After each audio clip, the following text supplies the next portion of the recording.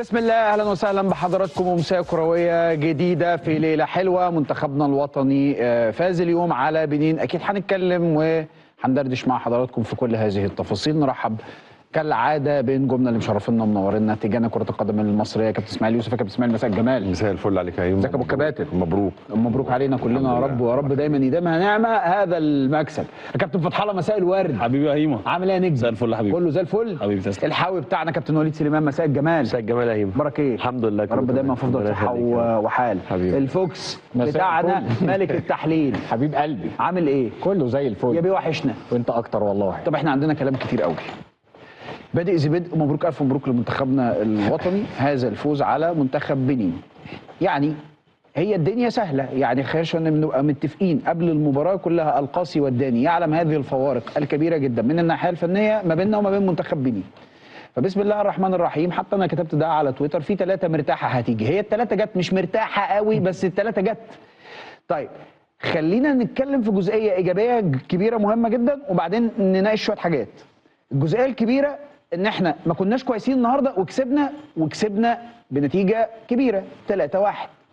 ال3-1 تبدو بعد المباراه ما خلصت يبان ان انت عملت جيم كبير، لكن حقيقه الامر انه انت الماتش ده عانيت فيه، فتبان العمليه سهله.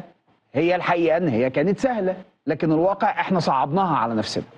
كان ممكن نعمل الجيم اسهل من كده، كان ممكن نخش المباراه اسهل من كده، كان ممكن شويه تفاصيل فنيه تساعدنا على ان احنا نبقى مرتاحين. في البطولات المجمعه انا عندي بشوف بوجهه نظر، يا باشا كسبت اللي تكسبه العبه، احسن لي وانا كسبان ورجليا جوه البطوله اعالج المشاكل اللي عندي، بس بشرط اكون مقتنع ان انا عندي مشاكل، اكون حاطط ايدي على ان انا عندي مشاكل. في حاجات ظهرت في التشكيل هنتكلم فيها، في حاجات ظهرت في الاداء الفني هنتكلم فيها، بس ابقى مقتنع. ده احسن لي بكتير من ان انا اكون بره البطوله وخلاص ودعت. فانا دايما طالما كسبت وانا مش في افضل حالاتي، دايما انا عندي فرصه. الشاطر الذكي الجامد اللي يدرس ده بقى، يعني تقوم جايب كده الماتش تدرسه كويس، تشوف انا ايه المشاكل اللي عندي، انا لسه جوه البطوله، كويس ان انا عرفت ارجع، كويس ان انا عرفت اكسب، كويس ان انا عرفت اتعامل مع الموقف ده لما بنين اتعادلت معايا، علشان اللي جاي هيبقى صعب. يعني اللي جاي هيبقى صعب. وبيني وبينك انا متفائل بهذا المنتخب، وعندي احساس ان الامور ممكن تمشي كويس، وهذا التفاؤل نابع من رغبتنا في انه منتخب مصر يفوز بهذه البطوله. ده كلام واضح وصريح، واتمنى انه يبقى عندنا هذا القدر من التوازن ما بين ان احنا نتكلم على المنتخب بشكل ايجابي، وبين ان احنا نبين الامور السلبيه، عشان انت الماتش اللي جاي بوركينا هتلاعب كوت ديفوار. انا عندي سيناريو هبولي كده جاي في دماغي، يعني بقاله يعني النهارده جاي بقاله 24 ساعه عمال يلعب في دماغي كده. انا عارف ان احنا هنكسب بنين، يعني ما كانش عندي اي شك في القصه، حتى واحنا 1-1 انا عارف ان احنا هنكسب بنين، ما عنديش شك.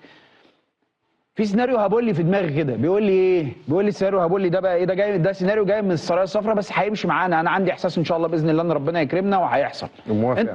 ها؟ موافق على السيناريو. انت اشتريت؟ اشتريت. سلام عليك يا كابتن اسماعيل. والله اشتريت. هو ايه اللي هيحصل؟ بوركينا هتلعب كوت ديفوار بكره.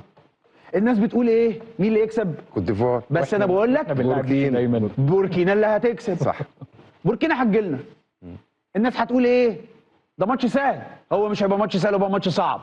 بس انا جاي لك من المستقبل وبقول لك انت هتعمل ايه؟ هتكسب بوركينا. مالي هتلاعب السنغال. ما تقلقش، مالي هتكسب. ده ماتش صعب جدا. مالي تكسب، بس ما تخافش. مالي هتكسب السنغال. هنقوم احنا نلاعب مين؟ مالي. ما تخافش برضو هيبقى ماتش صعب قوي. هنتعادل وهنوصل للاكسترا تايم، وهنروح لركلات الترجيح من نقطه الجزاء، وهنكسب مالي. هنوصل فين؟ النهائي. استنى بقى شويه. تيجي لي بقى في النهائي اقول لك ايه اللي هيحصل بقى. استنى شويه. اللي اشترى مني سيناريو اللي هبقول لي ده يقول لي اشتريت، اللي بالشاري ما يقول لي ما اشتريتش. اشتريت. ما اشتريتش. انت طبعا عمرك ما هتشتري مني اي حاجه. تحاوي اشتريت.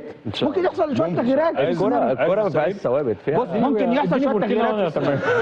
ها اشتريت السيناريو؟ اديني بس انت بوركينا من اللي انت قلته ده وانا تاخد بوركينا الدنيا تمشي. اديني بس بوركينا بعدين نتكلم. خلاص اتفقنا. ماشي، يلا تعالوا بقى نتكلم في الماتش النهارده.